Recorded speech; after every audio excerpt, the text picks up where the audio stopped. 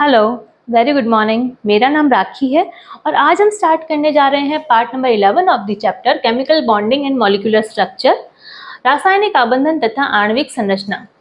Part number 10 में हमने covalent bond को पढ़ा। मैंने आपको बताया कि कोई भी कोवैलेंट बॉन्ड 100% कोवैलेंट नहीं होता, उसमें कुछ अमाउंट में आयनिक कैरेक्टर्स पाए जाते हैं। उसे हमने एक्सप्लेन किया अच्छे से। इसी प्रकार से कोई भी आयनिक बॉन्ड 100% आयनिक नहीं होता, उसमें कुछ अमाउंट में कोवैलेंट कैरेक्टर्स पाए जाते हैं और उसे एक्सप्लेन किया फायान नामक वैज्ञानिक ने और कुछ रूल्स दिए जो कि फायान रूल्स कहलाए। तो आज हम उन्हीं रूल्स को, फायान रूल्स को डिस्कस करेंगे। स्टार्ट करते हैं। सबसे पहले covalent characters in ionic bonding, फायान rules. फायान rules, फायान की स्पेलिंग देखिए आप, FAJANS। यहाँ J साइलेंट है, इसे फायान रूल पढ़ा जा रहा है। ठीक है, स्टार्ट करते हैं। किस बारे में बता रहा है ये? The partial covalent characters of ionic bond discussed by Fajans in term of following rules are called Fajans rules. Okay, हम ये जानते हैं कि कोवैलेंट बॉन्ड कैसे बनता है। दो इलेक्ट्रॉन डेफिशिएंट एटम पास में आते हैं और एक एक इलेक्ट्रॉन की शेयरिंग से सिंगल कोवैलेंट बॉन्ड, दो दो इलेक्ट्रॉन की शेयरिंग से डबल कोवैलेंट बॉन्ड और तीन तीन इलेक्ट्रॉन्स की शेयरिंग से ट्रिपल कोवैलेंट बॉन्ड का निर्माण करते हैं। ये बात कर रहे हैं हम कोवैलेंट बॉन्ड की, सहसंयोजक बंध की।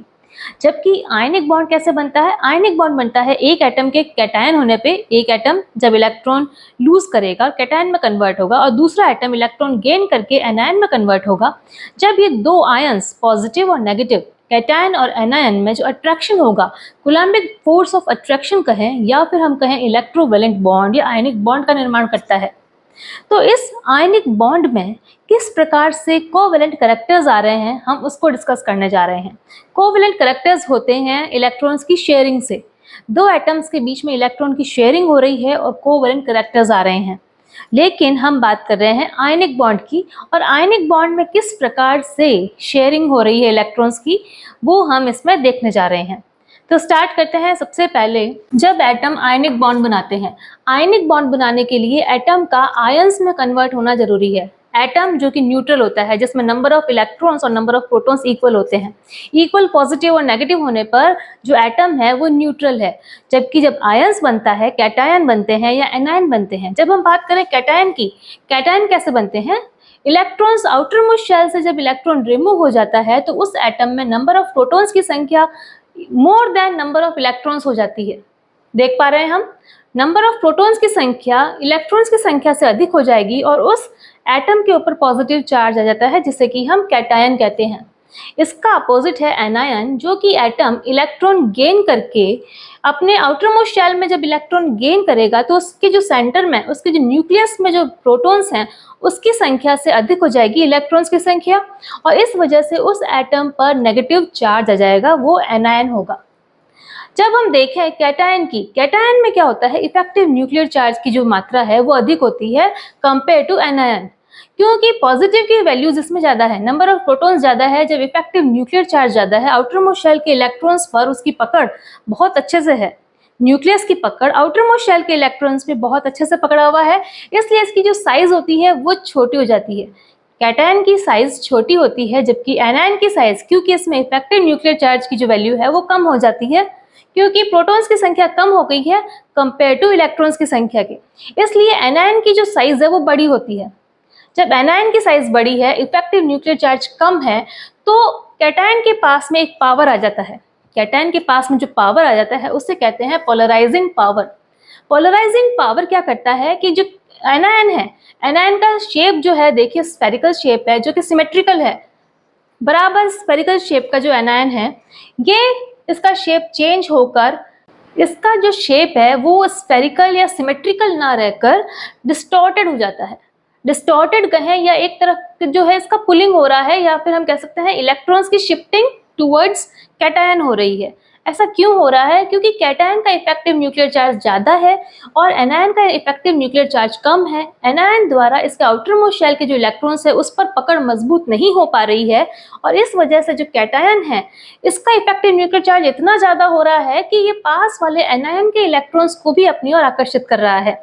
जैसे चुंबक लोहे को आकर्षित करती है, वैसे ही कैटायन जो है एनायन के इलेक्ट्रॉन्स को अपनी ओर आकर्षित कर रहा है और इलेक्ट्रॉन्स की शिफ्टिंग हो रही है कैटायन की तरफ। इस जो शिफ्टिंग हो रहे हैं, ये जो इलेक्ट्रॉन्स जो एनायन की तरफ शिफ्टिंग हो रहे हैं, ये इस तरीके से एक्ट करते हैं कि ये शेयरिंग इलेक्ट्रॉन्स हो, जैसे कि दोनों ही एटम्स के लिए यूजफुल हो, ऐसे शेयरिंग इलेक्ट्रॉन की तरह ये एक्ट करने लगते हैं और इस तरीके से इनके बीच में ये जो पोलराइजेशन आ रहा है और इस पोलराइजेशन के कारण इनमें क्या आ रहा है, कोवेलेंट कैरेक्टर्स आ रहे हैं। और एनायन में जितना अधिक पोलराइजेशन होगा, एनायन द्वारा जितना अधिक पोलराइजेबिलिटी होगी, उतना ही अधिक उसमें ग्रेटर कोवेलेंट कैरेक्टर्स का निर्माण होगा। तो कोवेलेंट कैरेक्टर्स डिपेंड किस पे कर रहे हैं? एक तो पॉजिटिव जिसमें कि पोलराइजिंग पावर है, पॉजिटिव जो कि कैटायन है, कैटायन में जितना अधिक इफेक्टिव न्यूक्लियर चार्ज होगा उतना ही उसमें पावर आ जाएगी, पोलराइजिंग पावर। और एनायन जो कि जितनी बड़ी साइज का एनायन है उसमें पोलराइजेबिलिटी उतनी ही अधिक होगी, क्योंकि इफेक्टिव न्यूक्लियर चार्ज एनायन में कम होगा तो उसकी साइज बड़ी होगी, पोलराइजेबिलिटी अधिक होगी, तो पोलराइजेशन पावर जो है उसी को कहा जा रहा है कोवेलेंट कैरेक्टर्स। तो आयनिक बॉन्ड में कोवेलेंट कैरेक्टर्स कहाँ से आ रहे हैं? पोलराइजिंग द्वारा। और ये पोलराइजिंग द्वारा कोवेलेंट कैरेक्टर्स हम कैसे शो कर रहे हैं कि इसमें जो इस तरीके का जो डिस्टॉर्टेड शेप हो रहा है, एनायन का डिस्टॉर्टेड शेप, और जो इलेक्ट्रॉन्स जो कि आ रहे हैं कैटायन के पास में, वो इस तरीके से एक्ट कर रहे हैं कि कैटायन और एनायन दोनों के बीच में शेयरिंग इलेक्ट्रॉन्स की तरह बिहेव कर रहे हैं और ये बिहेव कोवेलेंट कैरेक्टर शो कर रहा है। हम देख रहे हैं पोलराइजेशन पावर ऑफ कैटायन, इसका कैलकुलेशन होता है आयनिक पोटेंशियल द्वारा। इस कैटायन का जो पोलराइजेशन पावर है इसकी कैलकुलेशन होती है आयनिक पोटेंशियल द्वारा, जिसे कि हम फाई से डिनोट करते हैं। फाई, इस सिंबल को फाई बोला जाता है। फाई इज इक्वल्स टू होता है charge of cation divide upon radius. Radius means size. Cation की साइज जितनी छोटी होगी उतना ही अधिक होगा आयनिक पोटेंशियल, यानी अगर रेडियस ज्यादा होगी तो आयनिक पोटेंशियल की वैल्यू कम होगी। तो हम देख पा रहे हैं कि कैटायन की साइज जितनी छोटी होगी वो उतना अधिक पावरफुल होगा, है ना। छोटा पैकेट बड़ा धमाल, ऐसी चीज है ये कैटायन। तो कैटायन की साइज जितनी छोटी होगी उसमें पोलराइजिंग पावर उतना ही अधिक होगा। और दूसरी डिपेंड कर रहा है चार्ज ऑफ कैटायन, यानी कैटायन पे चार्ज। अगर एक इलेक्ट्रॉन रिमूव करके, अगर कोई एटम एक इलेक्ट्रॉन रिमूव कर रहा है तो +1 चार्ज आ रहा है, अगर 2 इलेक्ट्रॉन रिमूव कर रहा है तो +2, +3, +4। तो यानी चार्ज ऑफ कैटायन, कैटायन पर जितना अधिक चार्ज होगा वो उतना ही अधिक पावरफुल होगा। और इस तरीके से हम कह सकते हैं कि आयनिक पोटेंशियल डिपेंड करता है चार्ज ऑफ कैटायन पे और रेडियस पे। इन दो चीजों पर आयनिक पोटेंशियल डिपेंड करता है। अब देखते हैं फायन रूल क्या बता रहा है। फायन रूल का जो फर्स्ट रूल है वो बता रहा है स्मॉल साइज ऑफ कैटायन। अब हम इस चीज को अच्छे से समझ पा रहे हैं कि कैटायन, कैटायन जो कि पॉजिटिव है, इसकी स्मॉल साइज होने से क्या फायदा है? सबसे बड़ी चीज है कि स्मॉल साइज ऑफ कैटायन होने पर ग्रेटर इफेक्टिव न्यूक्लियर चार्ज। जितना स्मॉल साइज का कैटायन होगा उतना ही अधिक न्यूक्लियर चार्ज की पावर ज्यादा होगी, तो इफेक्टिव न्यूक्लियर चार्ज की वैल्यू ज्यादा होगी। तो ग्रेटर पोलराइजिंग पावर, तो पोलराइजिंग पावर जो कि एनायन को अपनी ओर आकर्षित करने की जो क्षमता है, इसकी पोलराइजिंग पावर ज्यादा होगी और इस वजह से कोवेलेंट कैरेक्टर्स भी ज्यादा होंगे। उस मॉलिक्यूल में कोवेलेंट कैरेक्टर्स, उस आयनिक मॉलिक्यूल में कोवेलेंट कैरेक्टर्स भी ज्यादा होंगे। तो समझ पा रहे हैं इस चीज को? ये कुछ क्लोराइड्स है, फॉर एग्जांपल कुछ क्लोराइड्स हैं इन एल्कली मेटल्स के। यहाँ पे lithium chloride, sodium chloride, potassium chloride, rubidium chloride और सीजियम क्लोराइड। यहाँ क्लोरीन कॉमन है, लेकिन एल्कली मेटल्स जो है lithium, sodium, potassium, rubidium, caesium अलग अलग है। अब हम देख रहे हैं इनकी साइज। अगर देखा जाए तो सबसे छोटी साइज कौन है? लिथियम की। लिथियम की सबसे छोटी साइज है, जो कि सबसे छोटी साइज और क्लोरीन के साथ जुड़ा है। यहाँ धीरे धीरे साइज बड़ी हो रही है, सोडियम की उससे बड़ी, पोटेशियम की उससे बड़ी, रुबिडियम, सीजियम की सबसे बड़ी साइज है। तो जितनी बड़ी साइज का अगर कैटायन हो गया तो उसमें पोलराइजिंग पावर उतना कम होगा और कोवेलेंट कैरेक्टर्स उसमें कम होंगे। सबसे अधिक कोवेलेंट कैरेक्टर्स पाए जाएंगे लिथियम क्लोराइड में, क्योंकि इसकी स्मॉल साइज है, इफेक्टिव न्यूक्लियर चार्ज ज्यादा है और इसमें कोवेलेंट कैरेक्टर सबसे ज्यादा होंगे। जबकि सीजियम क्लोराइड में क्या होगा? इसका अपोजिट, आयनिक कैरेक्टर्स ज्यादा होंगे। इसके बाद सेकंड पॉइंट आता है large size of the anion. Anion की लार्ज साइज होना है। एनायन जितना अधिक बड़ा होगा उसका पोलराइजेबिलिटी उतनी अधिक होगी और कोवेलेंट कैरेक्टर्स उतने अधिक होंगे। तो यहाँ देखें कि लेस अट्रैक्शन बाय न्यूक्लियस, इसका जो न्यूक्लियस है वो आउटर मोस्ट शेल के जो इलेक्ट्रॉन्स हैं उससे बहुत कम पकड़ से बंधा हुआ है। तो जो आउटर मोस्ट शेल के जो इलेक्ट्रॉन्स हैं उस पर उसकी पकड़ नहीं है। तो लेस अट्रैक्शन बाय न्यूक्लियस यानी इजीली टू गेट पोलराइज्ड, बहुत ही इजीली पोलराइज किया जा सकता है। फॉर एग्जाम्पल अगर हम देखें डिफरेंट हैलाइड्स ऑफ लिथियम है, यहाँ लिथियम कॉमन है, लिथियम के साथ फ्लोरीन, क्लोरीन, ब्रोमीन, आयोडीन ये सब जुड़ रहे हैं। सबसे छोटी साइज जो है फ्लोरीन की है ना। फ्लोरीन सेकंड शेल का एलिमेंट है, तो फ्लोरीन की साइज सबसे छोटी है, उससे बड़ी साइज क्लोरीन की, उससे बड़ी ब्रोमीन और सबसे बड़ी साइज जो है आयोडीन की है।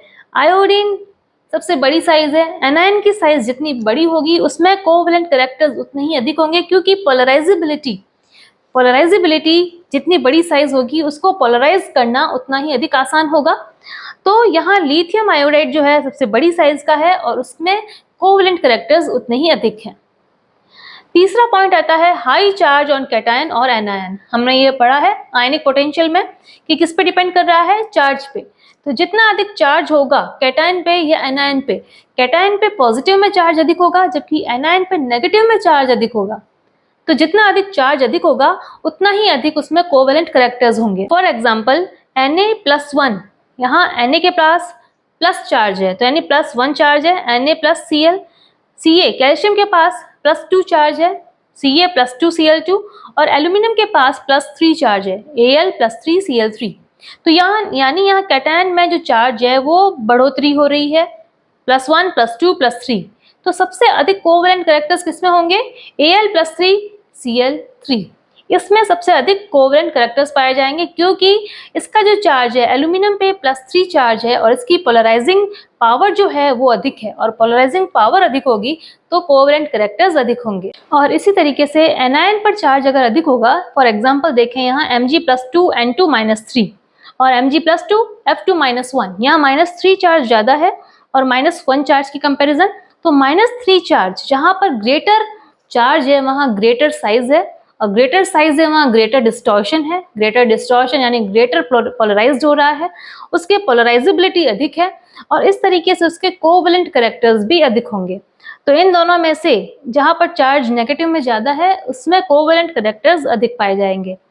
फोर्थ एंड लास्ट पॉइंट आ रहा है फायन रूल का, वो है electronic configuration of cation. Cation का इलेक्ट्रॉनिक कॉन्फ़िगरेशन देखा जा रहा है। हमने देखा कि कैटायन कैसे बनते हैं, या तो +1 चार्ज +2 चार्ज, इस तरीके से एक या दो इलेक्ट्रॉन्स को लूज करके वो अपने आउटर मोस्ट शेल में जो एटम है ऑक्टेट अपना कंप्लीट कर लेते हैं। तो इस तरीके से कैटायन का निर्माण होता है। जबकि हम देखें ये बात हो रही है केवल s ब्लॉक एलिमेंट्स की। अगर हम देखें कि डी ब्लॉक एलिमेंट्स जो कि कैटायन का निर्माण करते हैं, जब डी ब्लॉक के एलिमेंट्स कैटायन बनते हैं तो उनके आउटर मोस्ट शेल में 18 इलेक्ट्रॉन्स होते हैं, जिसे कहा जाता है स्यूडो नोबल गैस कॉन्फ़िगरेशन। जब डी ब्लॉक के एलिमेंट्स जो हैं, डी ऑर्बिटल की जो नोबल गैसेस हैं, उनके 18 इलेक्ट्रॉन्स आउटर मोस्ट शेल में होने के कारण उसे कहा जाता है स्यूडो नोबल गैस कॉन्फ़िगरेशन। और इस स्यूडो नोबल गैस कॉन्फ़िगरेशन के कारण इसमें पुअर शील्डिंग इफेक्ट होता है। हमने शील्डिंग इफेक्ट पढ़ा है कि सबसे अधिक शील्डिंग इफेक्ट होता है और s ऑर्बिटल में, उससे कम p ऑर्बिटल में, क्योंकि p का जो शेप है वो डंबल शेप का है, डबल शेप है, और d ऑर्बिटल जो है वो डबल डंबल है। डबल डंबल होने के कारण और भी पुअर शील्डिंग इफेक्ट है।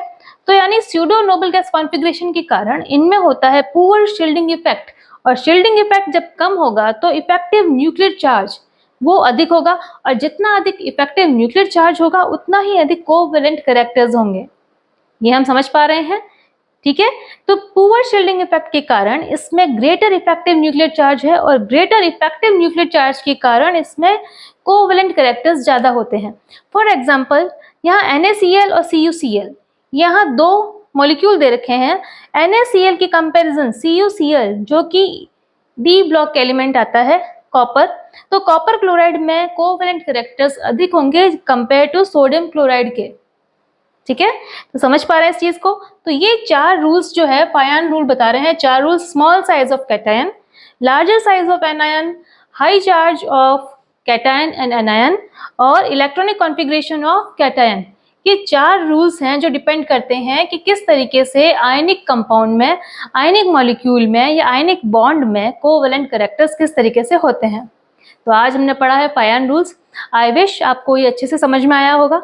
अगर आपको ये वीडियो हेल्पफुल लगा है तो प्लीज़ इसे लाइक करें, शेयर करें, सब्सक्राइब करें मेरे चैनल को।